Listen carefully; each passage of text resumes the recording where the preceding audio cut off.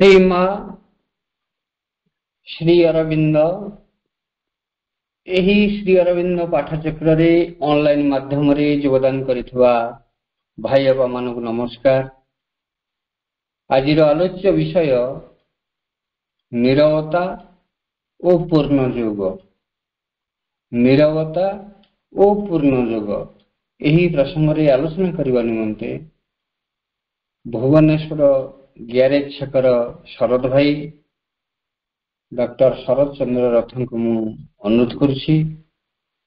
शरद भाई तांकर वक्तव्य प्रदान करंतु। दिव्य जननी श्रीमा परम प्रभु श्री अरविंद चरण कमल रे कोटि कोटि प्रणाम। परम सम्माननीय कमल भाई एवं ऑनलाइन पाठचक्र योगदान करिथिबा भाई ओ अपा माने समस्तंकु मोर सादर अभिनंदन और विनम्र प्रणाम। आज आमे जो विषय वस्तुटी को आलोचना करिबा तार शीर्षक हेउछि नीरवता और पूर्ण योग। आलोचना आरंभ करिबा पूर्वरु मांक पाई स्वरचित प्रार्थनाटिए। भासे जेबे दुख घन मेघमाला जीवन गगन देशे आसे निराशार अमा अंधकार विकट कराल बेसे बात चक्र प्राय मन भ्रमु थाए भाषारे अकुहा ताहा सेते बेले आउ साहा केही नाही सहायका तुमे मां लागे सेते बेले पासे पासे रही नियो तुमे हाथ धरी तुमे थाओ बोली घन अंधकार जाऊ थाए अपसरी तुम नाम जपी चालिले आगकु दिशई आलोक रेखा रंक निधि परी लागे से आलोक भरोसारे मधुमखा मथा नई जाए आपे आपे मा तुमरी चरण तले सेई चरणर तुलना नाही तो ए धूली धरणी कोले सेई चरणर तुलना नाही तो ए धूली धरणी कोले। आमर विषय वस्तु नीरवता और पूर्ण योग। शब्द गठन दृष्टि विचार कले जना जाए जे नाही रब जेउठी नीरवता सेठी। एई जेमिति केतक शब्द नाही धन निर्धन नाही चेतना निश्चेतना नाही उपाय निरुपाय नाही बाक निर्बाक नाही स्वार्थ निस्वार्थ नाही दक निदक इत्यादि इत्यादि। संज्ञा अनुसारे नीरवतार अर्थ होची कंप्लीट एब्सेंस ऑफ साउंड जे कि एनकरेजेस पेशेंस एंड माइंडफुलनेस। ए नीरवतार प्रकार भेद वर्तमान देखिबा। नीरवता दुई प्रकारर यथा बाह्य नीरवता और आंतर नीरवता। गाड़ी मोटर शब्द उड़ा जहाजर शब्द हाथर कोलाहल वाद्य बाजनार शब्द इत्यादि इत्यादि अंतर्भुक्त बाह्य गहलर। एहाठारु जणे चाहिले दूर रही पारे जहाकु आमे कहि परिबा बाह्य नीरवता बोली। द्वितीय प्रकारर नीरवता हेउछि आंतर नीरवता मनर नीरवता प्राणर नीरवता जहा अत्यंत गुरुत्वपूर्ण और महत्वपूर्ण। मनर रब ଅତ୍ୟନ୍ତ କଷ୍ଟଦାୟକ, ତାହା କ୍ରୋଧଜନିତ ହଉ, ଈର୍ଷାଜନିତ ହଉ, କଳହଜନିତ ହେଉ ଅଥବା ଅଶାନ୍ତି ଜନିତ ହଉ, ଏହି ରବକୁ ଶାନ୍ତ କରିବା କଷ୍ଟସାଧ୍ୟ। ଶାନ୍ତ ମନ ଅର୍ଥାତ୍ ନୀରବ ମନ ହିଁ ଭଗବାନଙ୍କ ସହିତ ଯୋଗସୂତ୍ର ରଖିବାରେ ସମର୍ଥ ହୁଏ। ଚଞ୍ଚଳ ମନରେ ଭଗବାନଙ୍କ ଉପଲବ୍ଧି ହୁଏ ନାହିଁ, ଭଗବାନଙ୍କ ନିର୍ଦ୍ଦେଶକୁ ଜାଣି ହୁଏ ନାହିଁ କିମ୍ବା ଭଗବାନଙ୍କ କଥାକୁ ଶୁଣି ହୁଏ ନାହିଁ। ମନ କିପରି ଚଞ୍ଚଳ ସେ କଥା କହିବାକୁ ଯାଇ ଉପନିଷଦରେ ଉଲ୍ଲେଖ ଅଛି ଯେ ମର୍କଟ ସ୍ୱଭାବତଃ ଚଞ୍ଚଳ, ତାକୁ ଯଦି ମଦ୍ୟପାନ କରେଇ ଦିଆଯାଏ ସେ ଆହୁରି ଚଞ୍ଚଳ, ପୁଣି ତାକୁ ଯଦି ଗୋଟିଏ ବିଛା ଦଂଶନ କରିଥାଏ ତେବେ ସେ ତାର ଅସ୍ଥିରତାକୁ ବର୍ଣ୍ଣନା କରିହେବ ନାହିଁ। ମନର ଚଞ୍ଚଳତା ଓ ମନର ଅସ୍ଥିରତା ଏହିପରି ବୋଲି କୁହାଯାଇଛି। ଏହି ଚଞ୍ଚଳ ଅସ୍ଥିର ମନକୁ ସ୍ଥିର କରିବା, ନୀରବ କରିବା ପ୍ରତ୍ୟେକ ଯୋଗ ପାଇଁ ଯେପରି ଆବଶ୍ୟକ, ପୂର୍ଣ୍ଣ ଯୋଗ ପାଇଁ ମଧ୍ୟ ସେପରି ଆବଶ୍ୟକ। କାରଣ ନୀରବତାରେ ଧ୍ୟାନ ଧାରଣା, ମନର ଏକାଗ୍ରତା ସହଜ ହୁଏ। ନୀରବତାର ପ୍ରଭାବ ଅସୀମ, ଅବର୍ଣ୍ଣନୀୟ। ମନେ ପଡ଼େ ୱିଲିୟମ କୁପରଙ୍କର କବିତାର ସେହି ଅଂଶ ବିଶେଷ ଯହିଁରେ କୁହାଯାଇଛି, ଓ ସଲିଚ୍ୟୁଡ୍ where are thy charms that sages have seen। ତାର ଅନୁବାଦ ଏହିପରି, ବିଜନତା କାହିଁ ତ ବେଶ ମୋହନ, ଯେବେ ସେ ମୋହିଲୁ ତୁ ମୁନି ନୟନ।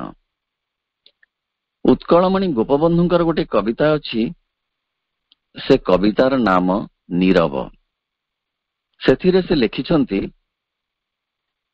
নীরবে প্রসরে ক্ষণে দিব্য জ্যোতি ধারা, নীরবে আকাশে উদে রবি শশী তারা, নীরবে বঢ়ই তরু লতা মহিধর, নীরব নিখিଳ ବିଶ୍ୱ ନିଗୂଢ଼ ମନ୍ତର।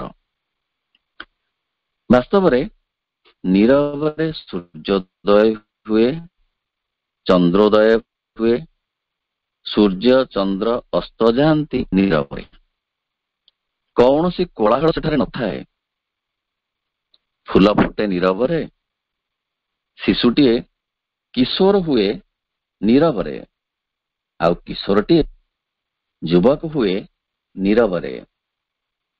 ଅତଏବ ନୀରବତା ହିଁ ସମସ୍ତ ପ୍ରକାର ଗଭୀରତାର ମୂଳ ମନ୍ତ୍ର। ଯେତେ ବଡ଼ ବଡ଼ କଥା ଘଟେ ଏ ପୃଥିବୀରେ, ତାର ମୂଳ ମହତ୍ତମ ତତ୍ଵ ହେଉଛି ନୀରବତା। ବର୍ତ୍ତମାନ ଆମେ ଆଲୋଚନା କରିବା ପୂର୍ଣ୍ଣ ଯୋଗ ସାଧନାରେ ନୀରବତାର ଆବଶ୍ୟକତା ଓ ଭୂମିକା ସମ୍ପର୍କରେ। ପ୍ରଥମେ ମାଙ୍କ କଥାରୁ ଆରମ୍ଭ କରିବା। ମା କହନ୍ତି, it is the silence that the soul expresses itself। ଅର୍ଥାତ୍ ନୀରବତା ଭିତରେ ହିଁ ଆତ୍ମା ନିଜକୁ ପ୍ରକାଶିତ କରିଥାଏ। ପୁଣି ମା କହନ୍ତି, with words one can at times understand, but only in silence one knows। ଅର୍ଥାତ୍ ଶବ୍ଦ ଗୁଡ଼ିକ ସାହାଯ୍ୟରେ ବେଳେ ବେଳେ ବୁଝିବା ସମ୍ଭବ ହୋଇଥାଏ, ମାତ୍ର ଅସଲ ଜାଣିବା କେବଳ ନୀରବତାରେ ହିଁ ସମ୍ଭବ ହୋଇଥାଏ। ପୁଣି ମାଙ୍କ କଥା, ଅଗ୍ରଗତି ଲାଗି ନୀରବତା ହିଁ ସର୍ବୋତ୍କୃଷ୍ଟ ଅବସ୍ଥା। ଏଠାରେ ଅଗ୍ରଗତି କହିଲେ ଆମେ ବୁଝିବା ଚେତନାର ଅଗ୍ରଗତି। 1914 ମସିହା ମାର୍ଚ୍ଚ ମାସର 10 ତାରିଖ ମା ତାଙ୍କ ଦିନଲିପିରେ ଉଲ୍ଲେଖ କରିଛନ୍ତି ଏହିପରି, हे भगवान, रात्रिर नीरवता मध्यरे तुमर शांति सर्वत्र विराजमान। मो हृदयर नीरवता मध्यरे भी तुमर शांति विराजमान। जेतेबेले ए दुईटी नीरवता मिसी एक हो जाए सेतेबेले तुमर शांति एते शक्तिशाली होई उठे जे कौनसी विपद आउ सेथिरे बाधा दे पारे नाही। वास्तवरे दिव्य प्रेम नीरवतार ही प्रकटित हुए, कार्यकारी हुए। माँ हेउछंती दिव्य प्रेमर मूर्तिमंत प्रतीक। तांकर कृपा और क्रिया नीरवता भितर ही संगठित होइथाए। पशुपति भट्टाचार्य कथारे दिव्य प्रेम ही माँ एवं माँ ही दिव्य प्रेम। माँ कहती तो हृदयर गभीर रे एकबार गभीर रे प्रवेश कर, सेठारे तू मते देखिबाकू पाइबू। सते नीरवतार भाषा ही मां को भाषा। मां दियंती आशीर्वाद फूल प्रसाद नीरवतारे। पूर्ण जोगरे जेतेबेले जेउ जेउ विशिष्ट अग्रगति घटीची चेतना स्तर रे सबु किछि घटीची नीरवतारे। श्री अरविंदंकर प्रथम दर्शन मां जेतेबेले पाइछंती सेतेबेले नीरवतारे संगठित हेइची तांकर आत्मसमर्पण एवं अपूर्व ग्रहणशीलता। प्रथम साक्षात प्रभुंक सह मांकर 1914 मसीहा मार्च मास 29 तारिख रे। समय उपरबेला 3:30। नीरव साष्टांग प्रणिपात मांकर समर्पण भाव प्रकटन। ସେଥିରେ ଭାଷା ନଥିଲା, ଥିଲା କେବଳ नीरवतारे गभीर समर्पणर भाव। श्री अरविंद कहिले एमिति समर्पण, एमिति पूर्ण समर्पण आगरु आदौ संभवपर नथिला, संगठित होई नथिला। जहा थिला राधांकर समर्पण भावरे। मां पुणी परे परे लिखिले राधार प्रार्थना, जहा विषय रे आमे समस्ते प्राय जानू। प्रकृतरे कृतज्ञतार भाषा ही नीरवतार भाषा। अर्थात नीरवतार ही भगवान के प्रति कृतज्ञता भरी देई हुए। मां कहती there is no better way to show one's gratitude to the divine then to be quietly happy. अर्थात भगवान को निकट में कृतज्ञता जणैबार सर्वोत्तम उपाय है नीरवतारे आपना अंतर भितरे आनंदरे पूर्ण होई रहिबा। अन्य एक निदर्शन देखिबा पूर्ण योग साधना रे प्रभु आउ मांकर। 1926 मसीहा नवेम्बर मासर 24 तारिख, समय संध्या 6टा। मां साधक मानक डकाइले शीघ्र ध्यान निमंते। श्री अरविंद द्वार देश तांको चौकीर पछपटरे एक कृष्ण वर्णर परदा टंगा होइथिला। सेथिरे थिला चीन देशर ड्रागन चिन्ह। सेही समय रे समस्ते नीरव रे बसिथिले। वातावरण गंभीर थिला। सेही दिन श्रीकृष्ण को चेतना पार्थिव परिवेश रे अवतरण करथिला। एही अवतरण नीरव रे ही घटिथिला। श्री अरविंद को डाहाण पटरे एक स्टूल उपरे मां बसिथिले। प्राय 45 मिनिट ध्यान परे जन जन करी मां को प्रणाम करथिले। दत्ता कही उठिले, भगवान आज स्थूल चेतना मध्य को अवतरण करिसंती। श्री अरविंद कहिले स्थूल चेतना भीतर को श्रीकृष्ण को चेतनार अवतरण आज घटिला। आउ एक निदर्शन ଦେଖିବା ମା ଆଉ ପ୍ରଭୁଙ୍କର ଦୀର୍ଘ କଠୋର ସାଧନା ପଥରେ। 1950 ମସିହା ଡିସେମ୍ବର 5 ତାରିଖ ରାତିରେ ଅତିମାନସ ଚେତନାର ଅବତରଣ ଘଟିଲା ଶ୍ରୀ ଅରବିନ୍ଦଙ୍କ ଦେହରେ। ସେତେବେଳେ ତାହା ନୀରବତାରେ ହିଁ ଅବତରଣ କରିଥିଲା। କୋଳାହଳ ନଥିଲା, ବାଦ୍ୟ ବାଜଣା ବାଜିବାର ଅବକାଶ ନଥିଲା। ମା କହନ୍ତି, ଢୋଲ ବାଜି ସତ୍ୟର ପ୍ରଚାର କରାଯାଏ ନାହିଁ, ସତ୍ୟ ଆପେ ଆପେ ପ୍ରଚାରିତ ହୁଏ। ଆଉ ଦେଖିବା ନୀରବତାର ଅନ୍ୟ ଏକ ନିଦର୍ଶନ, ଯାହା ସଂଗଠିତ ହୋଇଥିଲା 1956 ମସିହା ଫେବୃଆରୀ ମାସ 29 ତାରିଖରେ। ସେ ଡେର ନାମ ଥିଲା ଗୋଲ୍ଡେନ ଡେ। ସେଦିନ ଥିଲା ବୁଧବାର। ସନ୍ଧ୍ୟା ସମୟ। ପ୍ଲେ ଗ୍ରାଉଣ୍ଡରେ ଧ୍ୟାନର ଅବକାଶ। ସେତେବେଳେ ମାଙ୍କ ଶରୀର ବିଶ୍ୱଠାରୁ ବୃହତ୍ତର ଥିଲା। ତଳେ ଧରିତ୍ରୀ ଏବଂ ଉପରେ ଅତିମାନସ ଶକ୍ତିର ପରମ ପ୍ଲାବନ। ମଝିରେ ଏକ ସୁନାର କବାଟ ପ୍ରତିବନ୍ଧକ ସୃଷ୍ଟି କରୁଥିଲା।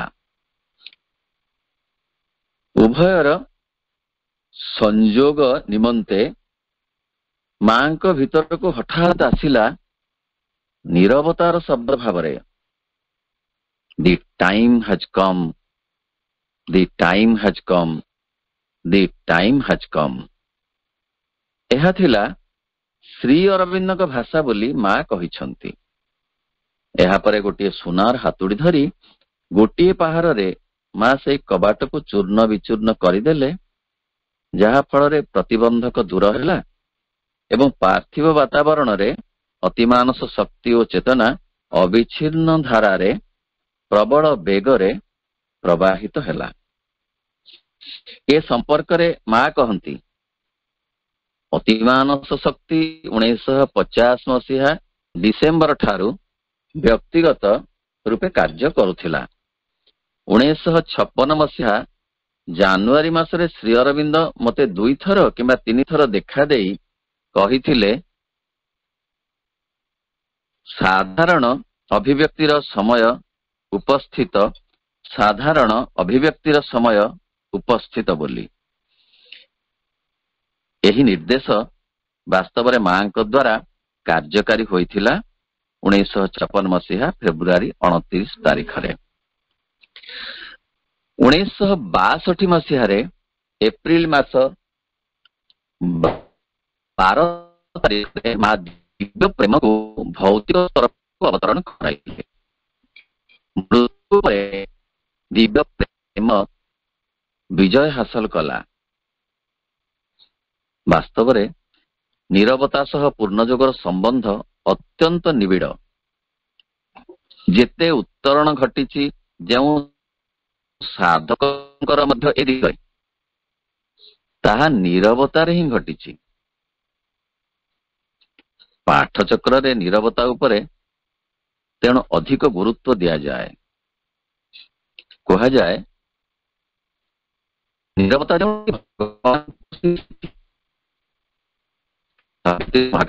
ଉଲ୍ଲେଖ ଅଛି, absolute silence is absolute power।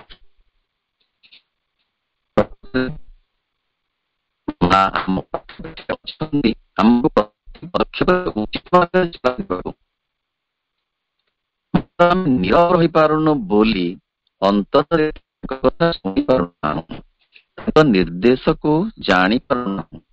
ମନର ନିର୍ଦ୍ଦେଶରେ ଭୁଲ ବାଟରେ ଯାଉଛୁ ଏବଂ ନାନା ପ୍ରକାର ବାଧାବିଘ୍ନର ସମ୍ମୁଖୀନ ହେଉଛୁ। ବର୍ତ୍ତମାନ ଦେଖିବା ଶ୍ରୀ ଅରବିନ୍ଦ କଣ କହନ୍ତି ନୀରବତା ସମ୍ପର୍କରେ। It is from the silence peace comes. When the peace deepens and deepens, it becomes more and more the silence. Letters on Yoga। पुनश्च कहन्ति प्रभु, there is a greater force in silence than in words. ବାସ୍ତବରେ ଏ ସୃଷ୍ଟି ର ସର୍ଜନା ନୀରବତାରେ ହିଁ ଆରମ୍ଭ ହୋଇଥିଲା। ନୀରବତାରେ ଜଡ଼ରୁ ଜୀବନର ସୃଷ୍ଟି ହେଲା, ଜୀବନରୁ ମନ ମଧ୍ୟ ସୃଷ୍ଟି ହେଲା ନୀରବତାରେ। ଉପନିଷଦରେ ଉଲ୍ଲେଖ ଅଛି ଯେ ଅନାଦି ଅନନ୍ତ ଥିଲେ ଏକ,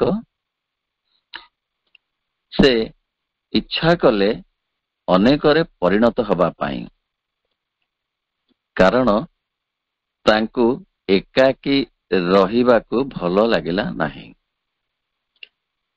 ଅନେକରେ ପରିଣତ ହେଲେ, ଯାହା ପାଇଁ କୁହାଯାଇଛି ଏକୋହମ୍ ବହୁଶ୍ୟାମ। ଶ୍ରୀ ଅରବିନ୍ଦ ଏହି କଥାକୁ ଏପରି ଉଲ୍ଲେଖ କରିଛନ୍ତି ଯେ the absolute, the perfect, the alone has called out of the silence his mute force, where she lay in the featureless and formless hush.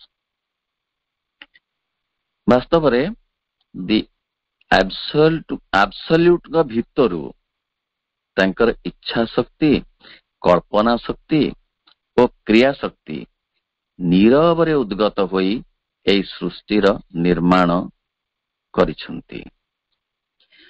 Life divine ଗ୍ରନ୍ଥରେ ଅତି ଚମତ୍କାର ଭାବରେ ଶ୍ରୀ ଅରବିନ୍ଦ ଉଲ୍ଲେଖ କରିଛନ୍ତି ଯେ ତାଙ୍କରି ଭିତରୁ ସେ ସମସ୍ତ ଶକ୍ତିକୁ ଉଦ୍ଭବ କରାଇ ଏ ସୃଷ୍ଟିର ପରିକଳ୍ପନା, ପ୍ରଯୋଜନା ଓ ପରିଚାଳନା କରିଛନ୍ତି। ଦି ସୁପ୍ରିମ୍। ନୀରବତାରେ ବିବର୍ତ୍ତନ ଘଟିଛି, ପରିବର୍ତ୍ତନ ଘଟିଛି। ନିର୍ଜନତା ଓ ନୀରବତାର ମହତ୍ୱ ଦର୍ଶାଇ ଶ୍ରୀ ଅରବିନ୍ଦ ସାବିତ୍ରୀ ମହାକାବ୍ୟରେ ଉଲ୍ଲେଖ କରିଛନ୍ତି। Whoever is too great must lonely live. Adored he walks in mighty solitude. Vain is his labor to create his kind. His only comrade is the strength within. Book 4, Canto 2। ତାର ଅର୍ଥ ହେଲା, ମହାତ୍ମା ମାନଙ୍କୁ ଏଠାରେ ଏକାକୀ ହିଁ ରହିବାକୁ ହୁଏ। ଏଠାରେ ସେମାନେ ପୂଜିତ ହେଲେ ମଧ୍ୟ ନିର୍ଜନତା ମଧ୍ୟରେ ବିଚରଣ କରନ୍ତି। ତାଙ୍କ ଅନୁରୂପ ଜାତି ଗଢ଼ିବା ପାଇଁ ତାଙ୍କ ଚେଷ୍ଟା ବ୍ୟର୍ଥ କାମ ହୁଏ ଏବଂ ତାଙ୍କ ସାଥୀ ରହିଥାଏ। ଅର୍ଥ ମହାତ୍ମା ମାନେ ତାଙ୍କ ନିଜସ୍ୱ ସାମର୍ଥ୍ୟରେ ଶକ୍ତିବାନ ହେଇଥାନ୍ତି ଏ ପୃଥିବୀ ପୃଷ୍ଠରେ ନୂଆ କିଛି କରିବା ପାଇଁ। ତାଙ୍କ ସମସ୍ତ କାର୍ଯ୍ୟ ଆନ୍ତର୍ନିରବତାରେ ହିଁ ସଂଗଠିତ ହୋଇଥାଏ। ବାହାରକୁ ସେମାନେ ସାଧାରଣ ଭାବରେ ହୁଏତ ମାନୁଷୀ ରୀତିରେ ଚଳପ୍ରଚଳ ହୋଇଥାନ୍ତି, ମାତ୍ର ଅନ୍ତରରେ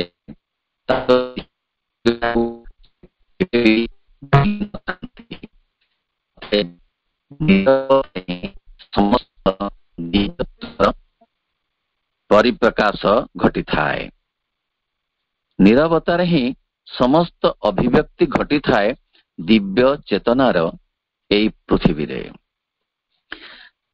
ନୀରବତା ସମ୍ପର୍କରେ ଶ୍ରୀ ଅରବିନ୍ଦଙ୍କର ଅନେକ କବିତା ଅଛି। ସେଥିରୁ ଗୋଟିଏ କବିତାର କିଛି ଅଂଶ ଆମେ ଉଦ୍ଧାର କରିବା। ପ୍ରଭୁ କହିଛନ୍ତି, Silence is round me, wideness ineffable, white birds on the ocean, diving and wandering a soundless sea on a voiceless heaven, azure on azure is mutely gazing. ଏହାର ଆକ୍ଷରିକ ଅର୍ଥ ନୁହେଁ, ମାତ୍ର ଭାବାର୍ଥ ଏହିପରି। ଚଉଦିଗରେ ନୀରବତା ମୋର, ପରିବ୍ୟାପ୍ତ ଓ ଅବ୍ୟକ୍ତ ଅସୀମ ସାଗର ସମତା ବକ୍ଷେ ଶୁଭ୍ର ମରାଳ ପଙ୍କ୍ତି ଭ୍ରମୁଥାନ୍ତି ଆନନ୍ଦରେ ନୀରବେ ବିହରି। ସେ ସାଗର ଶାନ୍ତ ବକ୍ଷ ମେଲାଇ ନିଶବଦ ନଭେ ରହିଥାଏ ଅନାଇ, ନୀଳ ଆଖି ନୀଳ ପଲକେ ପରା ନୀରବେ ନିରତ ଦିଏ ଇସାରା। ଅନ୍ୟ ଏକ କବିତା ପ୍ରଭୁଙ୍କର, ଯାହାର ନାମ Ascent the Silence। Into the silence, into the silence, arise, O spirit immortal, away from the turning wheel, breaking the magical circle. Ascend, single and deathless, care no more for the whispers and the shouting into the darkness. Pass from the sphere of the grey and the little, leaving the cry and the struggle into the silence forever। ତାର ଅନୁବାଦ ଏହିପରି, ଯାହାକୁ ଶ୍ରୀ ଅରବିନ୍ଦ ଆଶ୍ରମର ଅନ୍ୟତମ ବିଶିଷ୍ଟ ସାଧକ ରବୀନ୍ଦ୍ର କୁମାର ପାଢ଼ୀ କରିଛନ୍ତି। ମୌନତା ଗହନେ ଉଭା ହୁଅ ହେ ଆତ୍ମା ଅମର, ଚକ୍ରାବର୍ତ୍ତ ଠାରୁ ଦୂରେ ଭାଙ୍ଗି ଭାଙ୍ଗି ମାୟାର ମଣ୍ଡଳ, ନିଃସଙ୍ଗ ଓ ମୃତ୍ୟୁହୀନ କର ଆରୋହଣ, ଭୃକ୍ଷେପ କରନା ଆଉ ଗୁଞ୍ଜନେ ଓ କୋଳାହଳେ ତିମିର ଗରଭେ। ଅତିକ୍ରମୀ ଧୂସର ଓ କ୍ଷୁଦ୍ରର ପରିଧି, ପରିହରି ନିର୍ଘୋଷ ଓ ସଂଘର୍ଷ ଦେଶ ଚାଲିଯାଅ ମୌନତାରେ। ଏ କବିତା ଏକ ଦୀର୍ଘ ବିଳମ୍ବିତ କବିତା। ଏଥିରୁ ମାତ୍ର କିଛି ଅଂଶ ଆମେ ଆଲୋଚନାର ପରିସରଭୁକ୍ତ କଲେ। ବାସ୍ତବରେ ଜଡ଼ ପ୍ରାଣ ବିବର୍ତ୍ତିତ ହେଲା, ପ୍ରାଣରୁ ମନର ଉଦ୍ଭବ ଘଟିଲା। ବର୍ତ୍ତମାନ ଅତିମାନସର କ୍ରିୟାଶୀଳତା ଯୋଗୁଁ ଅତିମନର ବିବର୍ତ୍ତନ ପାଇଁ ଆହ୍ୱାନ ଆସିଛି। ପୂର୍ଣ୍ଣଯୋଗ ମାଧ୍ୟମରେ ଏହି ଆହ୍ୱାନ କାର୍ଯ୍ୟକାରୀ ହେବାକୁ ପ୍ରୟାସ କରୁଛି। ଏଥିପାଇଁ ଆବଶ୍ୟକ ମନର ନୀରବତା, ଯାହା ଆମ ପକ୍ଷରେ ଆଦୌ ସମ୍ଭବ ହେଉନାହିଁ। କାରଣ ଅହଂ ଆମକୁ ଆଚ୍ଛନ୍ନ କରି ରଖିଛି, ନୀରବ କରେଇ ଦଉନାହିଁ। ବହୁ ବାଗରେ ଆମ ବ୍ୟସ୍ତ, ବିବ୍ରତ, ଭାରାକ୍ରାନ୍ତ କରୁଛି। ଆମ ମନକୁ ସର୍ବଦା ଅସ୍ଥିର ଏବଂ ଚଞ୍ଚଳ କରୁଛି। ସେଇ ଅହଂକୁ ଅତିକ୍ରମ କରିବା ପାଇଁ ଏହି ଯୋଗରେ ରହିଛି ବାସ୍ତବରେ ମାର୍ଗଦର୍ଶନ। ନୀରବତାରେ ବହୁ ଅନୁଭବ ହୁଏ ସୂକ୍ଷ୍ମ ସ୍ତରରେ। ମନେ ପଡ଼େ ଏହି ପ୍ରସଙ୍ଗରେ କଥାଟିଏ, ପାଶ୍ଚାତ୍ୟର କାହାଣୀଟିଏ। ଜଣେ ବ୍ୟକ୍ତି ତାଙ୍କ ସ୍ତ୍ରୀଙ୍କ ସହିତ ରହୁଥାନ୍ତି, ପାଖରେ ପିଲାମାନେ ରହୁନଥାନ୍ତି, ଦୂରରେ ଥାନ୍ତି ପିଲାମାନେ। ସ୍ତ୍ରୀଙ୍କର ବିୟୋଗ ଘଟିଲା, ଏକା ହେଇଗଲେ ସେଇ ଭଦ୍ରଲୋକ, ବୟସାଧିକ ବ୍ୟକ୍ତି। ମଝିରେ ମଝିରେ ତାଙ୍କ ପିଲାମାନେ, ନାତି ନାତୁଣୀ ମାନେ ଆସନ୍ତି ତାଙ୍କୁ ଦେଖିବା ପାଇଁ। ଦିନେ କଣ ହେଇଛି ନା, ବ୍ୟସ୍ତ ବିବ୍ରତ ହେଇ ସେଇ ବୟସ୍କ ଭଦ୍ରଲୋକ ଘର ଦ୍ୱାର ସଫା କରି ଅଳିଆତକ ବାହାରେ ପଡ଼ିଆରେ ଜମେଇ ଦେଇଛନ୍ତି। ସେ ଅଳିଆ ଭିତରେ ତାଙ୍କ ସ୍ତ୍ରୀ ତାଙ୍କୁ ଶ୍ରଦ୍ଧାରେ ଉପହାର ଦେଇଥିବା ଛୋଟ ହାତ ଘଣ୍ଟାଟିଏ ମଧ୍ୟ ରହିଯାଇଛି। ପରେ ଘଣ୍ଟାଟିକୁ ଖୋଜି ଖୋଜି ବହୁତ ବ୍ୟସ୍ତ ହେଇ ପଡିଛନ୍ତି ସେ ଭଦ୍ରଲୋକ। ତାଙ୍କ ନାତି ନାତୁଣୀ ସେଇଦିନ ତାଙ୍କୁ ଦେଖିବାକୁ ଆସିଛନ୍ତି ଏବଂ ଏତେ ବିବ୍ରତ ହୋଇଛନ୍ତି ଯେ ସେ ଭଦ୍ରଲୋକ ତାର ସୀମା ନାହିଁ, କଥାରେ କହିହବ ନାହିଁ। ନାତି ନାତୁଣୀ ମାନେ ପଚାରୁଛନ୍ତି, କଣ ହେଲା, ଏତେ ବ୍ୟସ୍ତ, ଏତେ ବିବ୍ରତ କଣ ପାଇଁ ଆଜି? ସେତେବେଳେ ସେ କହୁଛନ୍ତି ଯେ ଏଇଭଳି ଘଟଣା ଘଟିଲା କି କଣ ହେଲା, ମୁଁ କାହିଁ ପାଉନାହିଁ ମୋର ସେଇ ଛୋଟ ହାତ ଘଣ୍ଟାଟି ଯାହା ଦେଇଥିଲେ ତାଙ୍କ ଜେଜେମା ପିଲାମାନଙ୍କର ତାଙ୍କୁ। ନାତି ନାତୁଣୀ ମାନେ ଗଲେ ସେ ପଡ଼ିଆକୁ, ଯୋଉଠି ଗଦା ଅଳିଆ, ସେଠି ପାଖାପାଖି ଖୋଜିଲେ, ପାଇଲେ ନାହିଁ, ଫେରି ଆସିଲେ। ସବା ସାନ ନାତିଟି ନୀରବରେ ବସିଥିଲା ଘର ଭିତରେ। ପୁଣି ସେ ଗଲା ପଡ଼ିଆକୁ ଏବଂ ସେଇ ଯୋଉ ଅଳିଆ ଗଦା ପାଖରେ ନୀରବରେ ବସିଲା। କିଛି ସମୟ ପରେ ସେ ଘଣ୍ଟାଟିକୁ ସେ ଅଳିଆ ଗଦା ଭିତରୁ ଆଣି ତାଙ୍କ ଜେଜେଙ୍କୁ ଦେଲା। ଜେଜେ ଆଶ୍ଚର୍ଯ୍ୟ ହେଇଗଲେ, କହିଲେ ଯୋଉ ପିଲା, ବଡ ବଡ ପିଲାମାନେ ପାଇଲେ ନାହିଁ ଖୋଜି ଖୋଜି, ଆଉ ତୁ କେମିତି ୟାକୁ ସନ୍ଧାନ କରି ପାଇଲୁ? ସେ ଗୋଟିଏ କଥା କହିଥିଲା, ସେମାନେ କୋଳାହଳ କରି ଖୋଜୁଥିଲେ, ମୁଁ କିନ୍ତୁ ନୀରବତାରେ ବସିଥିଲି ସେଇ ଅଳିଆ ଗଦା ପାଖରେ। ଫଳରେ ମତେ ସେ ଘଣ୍ଟାଟିର ଟିକ୍ ଟିକ୍ ଶବ୍ଦ ଶୁଭିଲା। ନୀରବତାରୁ ଏତେ ବଡ କଥା ସମ୍ଭବ ହେଲା, ଯାହା ଯୋଗ ସିଦ୍ଧି ପାଇଁ ଏକାନ୍ତ ଆବଶ୍ୟକ। ଧ୍ୟାନ, ଧାରଣା, ମନର ଏକାଗ୍ରତା, ଏ ସବୁ କିଛି ଦରକାର ପଡିବ ଯୋଗ ସାଧନା ପଥରେ ଏବଂ ସମ୍ଭବ ହେବ। ଏହାକୁ କୁହାଯାଉଛି ଟୁ ମେକ୍ ମାଇଣ୍ଡ ସାଇଲେଣ୍ଟ।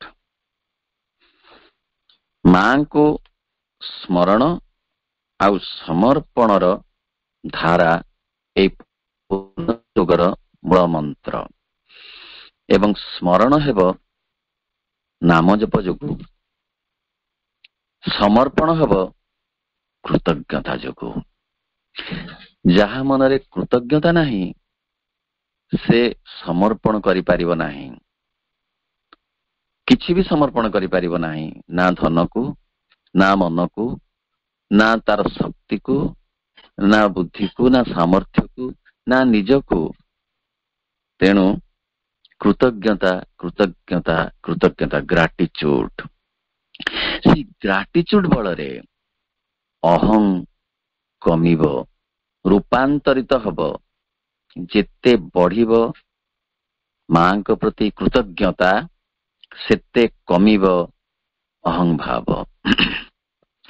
ଯାହାକୁ କୁହାଯାଉଛି ଯେ ଇଗୋକୁ କମେଇବା ଏବଂ ଭଗବାନଙ୍କୁ ଯୋଡିବା, ଇଏ ହଉଛି ପୂର୍ଣ୍ଣ ଯୋଗର ମୂଳ ମନ୍ତ୍ର। ଆଉ କୌଣସି କଥାକୁ ପରିହାର ପାଇଁ ଏଥିରେ ଦିଗ୍ଦର୍ଶନ ନାହିଁ। ଅନ୍ୟ ଯୋଗରେ ଆତ୍ମା ଉପରେ ଗୁରୁତ୍ୱ ଦିଆଯାଏ, ଅନ୍ୟ କୌଣସି ସତ୍ତା ଜୀବନର ଦେହ ପ୍ରାଣ ମନରେ ଗୁରୁତ୍ୱ ଦିଆଯାଏ ନାହିଁ। କିନ୍ତୁ ଶ୍ରୀ ଅରବିନ୍ଦ କହନ୍ତି ପୂର୍ଣ୍ଣ ଯୋଗରେ ଆତ୍ମା ଉପରେ ଗୁରୁତ୍ୱ ଦେବା ସହିତ ଦେହ ଉପରେ, ପ୍ରାଣ ଉପରେ ଏବଂ ମନ ଉପରେ ଆବଶ୍ୟକୀୟ ଗୁରୁତ୍ୱ ଦେବା ଆବଶ୍ୟକ। ଫଳରେ ଏ ଯୋଗ ପୂର୍ଣ୍ଣ ହବ। ସେଥିପାଇଁ ପ୍ରଭୁ କହନ୍ତି ଆବେଗର ତଣ୍ଟି ଚିପି ମାରିବା ଦରକାର ନାହିଁ, ବରଂ ତାର ସଦୁପଯୋଗ କରିବା ଆବଶ୍ୟକ। କେବଳ ସେତିକି ନୁହେଁ, ଦେହ ପ୍ରତି ଗୁରୁତ୍ୱ, ଦେହର ସୁସ୍ଥତା ପ୍ରତି ଆନ୍ତରିକତା ରଖିବା ପାଇଁ ବାରମ୍ବାର ପ୍ରଭୁ ଆହ୍ୱାନ କରିଛନ୍ତି। ଏକଥା ମଧ୍ୟ କହିଛନ୍ତି ଯେ ଯେଉଁ ଯୋଗ ଦେହ ଉପରେ ଗୁରୁତ୍ୱ ଦିଏ ନାହିଁ, ସେ ଯୋଗ ମୋ ଯୋଗ ନୁହେଁ। ଅନ୍ୟ ଭାଷାରେ ଆମେ କହିପାରିବା ଯେ ପୂର୍ଣ୍ଣ ଯୋଗ ଦେହର ସୁସ୍ଥତା ଉପରେ ଗୁରୁତ୍ୱ ଦିଏ। ପ୍ରାଣର ସତେଜତା ଏଥିପାଇଁ ଏକାନ୍ତ ଆବଶ୍ୟକ। ପ୍ରାଣର ପ୍ରଫୁଲ୍ଲତା ଏକାନ୍ତ ବିଧେୟ ଏଇ ଯୋଗ ପାଇଁ। ଏବଂ ମନର ପ୍ରସାରତା, ମନର ପ୍ରଶସ୍ତତା ଅଭିନନ୍ଦନୀୟ ପୂର୍ଣ୍ଣ ଯୋଗ ନିମନ୍ତେ। ମନେ ପଡେ ସ୍ୱାମୀ ବିବେକାନନ୍ଦଙ୍କ କଥା। ସିଏ କହୁଥିଲେ ଯେ ସମ୍ପ୍ରସାରଣ ହିଁ ଜୀବନ, ସଂକୋଚନ ହିଁ ମୃତ୍ୟୁ। ଅର୍ଥ ସବୁ କିଛିର ପ୍ରସାରଣ, ମନର ପ୍ରସାରଣ, ଚେତନାର ପ୍ରସାରଣ ଏଇ ଏକାନ୍ତ ଆବଶ୍ୟକ ଯୋଗ ପଥରେ ଅଗ୍ରଗତି କରିବା ପାଇଁ। ଏବଂ ଯାହା କୁହାଯାଇଛି ଯେ ଜୀବନ ଆସିଛି ଆଗକୁ ଯିବା ପାଇଁ, ନିଜକୁ ଅତିକ୍ରମ କରିବା ପାଇଁ, ଏବଂ ସେ ଆଗକୁ ଯିବା ଚେତନାରେ ଆଗକୁ ଯିବା, ଦେହର ଚେତନାରେ, ପ୍ରାଣର ଚେତନାରେ, ମନର ଚେତନାରେ ଓ ଚୈତ୍ୟ ଚେତନାରେ। ଏ ସମସ୍ତ ଅଗ୍ରଗତି ସଂଗଠିତ ହବ ନୀରବତାରେ। ଏଠି କୌଣସି କୋଳାହଳର ଆବଶ୍ୟକତା ନାହିଁ। ଫଳରେ ଯେଉଁ ସ୍ପେସିସ୍ ଆସିବାକୁ ଅପେକ୍ଷା କରିଛନ୍ତି, ଯୋଉ ଅତି ମାନବ ସ୍ପେସିସ୍, ସେ ଆସିବା ପାଇଁ କି ସୁବିଧା ପାଇବେ। ପ୍ରକୃତି ଯେଉଁ କଥା କରିବାକୁ ଲକ୍ଷ ଲକ୍ଷ ବର୍ଷ ନେଇଥାନ୍ତା, ଅର୍ଥାତ୍ ଏ ମଣିଷ ମନରୁ ଅତି ମନ ତିଆରି କରିବା ପାଇଁ ବା ଅତି ମନର ବିବର୍ତ୍ତନ ପାଇଁ ଲକ୍ଷ ଲକ୍ଷ ବର୍ଷ ନେଇଥାନ୍ତା, ତାକୁ ଶ୍ରୀମା ଶ୍ରୀ ଅରବିନ୍ଦ କରୁଣା ପରବଶ ହୋଇ ଦୀର୍ଘ କଠୋର ସାଧନା ବଳରେ ଅତିମାନସ ଶକ୍ତିକୁ ଉତାରି ଆଣି ଏଠାରେ ତାର କାର୍ଯ୍ୟକାରୀ କରେଇ ଅଳ୍ପ କେତେ ବର୍ଷ ଭିତରେ ତାହାକୁ ସୀମିତ କରେଇଛନ୍ତି। ଏଥିପାଇଁ ସେ ଲୋଡୁଛନ୍ତି ଆମର ଟିକେ ସହଯୋଗ। ସେଥିପାଇଁ କହିଛନ୍ତି ମା, the world is preparing for a big change, will you help? ସେ କରିବେ ଯୋଗ, କାରଣ ଏ ଯୋଗ ସହଜ ନୁହେଁ। ଏଯାବତ୍ ଯେଉଁ ପୃଥିବୀ ଚାଲିଛି ସିଏ ଅଧିମାନସର ପୃଥିବୀ। ସିଏ ଯେଉଁ ଯେତେ ଯେତେ ଯେତେ ଏଇ ଦିଗରେ ଘଟିଛି ଅଗ୍ରଗତି ଚେତନା ଏବଂ ଯୋଗ ସ୍ତରରେ, ସିଏ ଅଧିମାନସ ସ୍ତରରେ। ଅତିମାନସର ଯୋଗ କାର୍ଯ୍ୟକାରୀ ପୂର୍ଣ୍ଣ ଭାବରେ ହୋଇନାହିଁ। ଅତିମାନସ ପୂର୍ଣ୍ଣ ଭାବରେ ଏଠାରେ କ୍ରିୟାଶୀଳ ଏପର୍ଯ୍ୟନ୍ତ ହୋଇନାହିଁ, ଯାହା ଟିକିଏ ସହଯୋଗ ଆମର ପ୍ରୟାସ କରୁଛି। ଆମେ ସେଇ ସହଯୋଗ ତାକୁ କରିବା। କଣ କରି? କନସେଣ୍ଟ ଦେଇ, ହଁ ଆମେ ଚାହୁଁ ଏ ପୃଥିବୀ ଆହୁରି ସୁନ୍ଦର ହଉ, ଆମେ ଚାହୁଁ ଏ ପୃଥିବୀ ସ୍ୱର୍ଗ ହଉ, ଆମେ ଚାହୁଁ ଏ ଜଗତ ଲାବଣ୍ୟମୟ ହଉ, ସ୍ନିଗ୍ଧ ସୁନ୍ଦର ମଧୁମୟ ହଉ। ଏଇ ଯୋଉ ଅଭିପ୍ସା, ଏଇ ଆଗ୍ରହ, ଏଇ ଆନ୍ତରିକତା, କନସେଣ୍ଟ ଦବାର ଗୋଟେ ବଡ ଦିଗ। ଏହା ସହିତ ଅଛି ପୁଣି ସମର୍ପଣ, ଅଛି ପୁଣି ପ୍ରତ୍ୟାଖ୍ୟାନ, ଅଛି ବିଶ୍ୱାସ ଓ ଭରସାର ଯେତିକି ଯେତିକି ମହତ୍ତମ ଦିଗ। ଯେତେବେଳେ ଏ ପୃଥିବୀ ସ୍ୱର୍ଗ ହବ, ସେତେବେଳେ ଦେବତା ମାନେ ଆଉ ସ୍ୱର୍ଗରେ ରହିବେ ନାହିଁ। ଏଇଠାକୁ ଓହ୍ଲେଇ ଆସିବେ। ଦେବବାଳା ମାନେ ଆସିବେ ଯେ ଆଉ ବାଟ ତାଙ୍କର ପାଇବେ ନାହିଁ ସ୍ୱର୍ଗକୁ, ଭୁଲିଯିବେ ତାଙ୍କର ସ୍ୱର୍ଗର ସରଣୀ।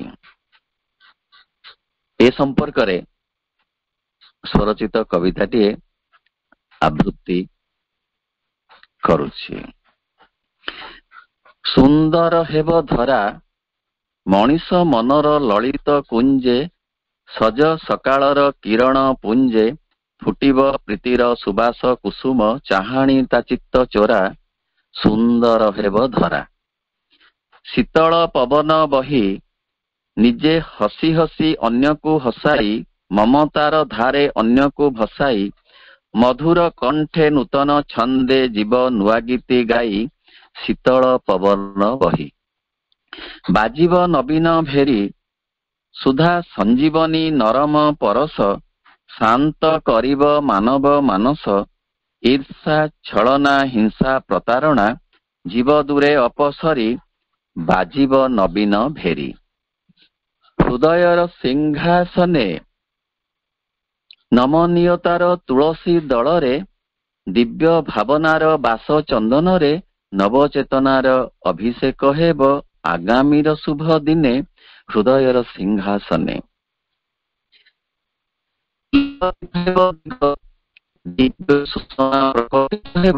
ବିକଶିତ ହେବ ଭାବ ଅଭିନବ, ପରିପୂର୍ଣ୍ଣତାର ପରଶେ ଆସିବ ସୁବର୍ଣ୍ଣ ସତ୍ୟ ଯୁଗ, ପୁଲକିତ ହେବ ଦିଗ। ଅତି ମାନସର ପ୍ରଭା ଗଗନ ପବନ ଗିରି ନଦୀ ବନ, ସାଗର କେଦାର ଦରି ଉପବନ, ନବୀନ ଆଲୋକେ ଝଲସାଇ ଦେବ, ଝରାଇ ବିମଳ ବିଭା। ଅତି ମାନସର ପ୍ରଭା ଅତି ମାନବର ପାଦ, ଫୁଟାଇବ କେତେ ଲାବଣ୍ୟ କମଳ, ଛୁଟାଇବ ମୃଦୁ ବାସ ପରିମଳ, ବିଷାଦର ବିଷ ଧୋଇ ନେଇଯିବ, ହଜାଇ ସକଳ ଦ୍ୱନ୍ଦ୍ୱ।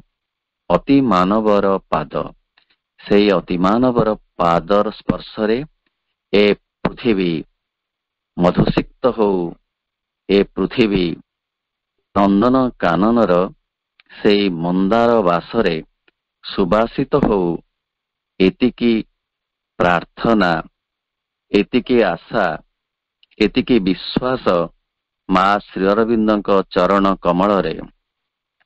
ଆଜି ଯେଉଁମାନେ ଅନଲାଇନ ପାଠଚକ୍ରରେ ଯେଉଁ ଭାଇ ଅପା ମାନେ ଯୋଗଦାନ କରିଛନ୍ତି, ମୁଁ ତାଙ୍କୁ ଆଉ ଥରେ ମୋର ସାଦର ଅଭିନନ୍ଦନ ସହିତ ବିନମ୍ର କୃତଜ୍ଞତା ଜଣାଉଛି। କମଳ ଭାଇଙ୍କୁ ଅନେକ ଅନେକ ଧନ୍ୟବାଦ ଜ୍ଞାପନ କରି ରହୁଛି। ବନ୍ଦେ ମାତରମ୍, ବନ୍ଦେ ମାତରମ୍, ବନ୍ଦେ ମାତରମ୍। ବର୍ତ୍ତମାନ 1 ମିନିଟ ମାଙ୍କ ନାମ ଜପ କରିବା ସହିତ ଆଜିର ଶ୍ରୀ ଅରବିନ୍ଦ ପାଠଚକ୍ରକୁ ସମାପ୍ତ କରିବା।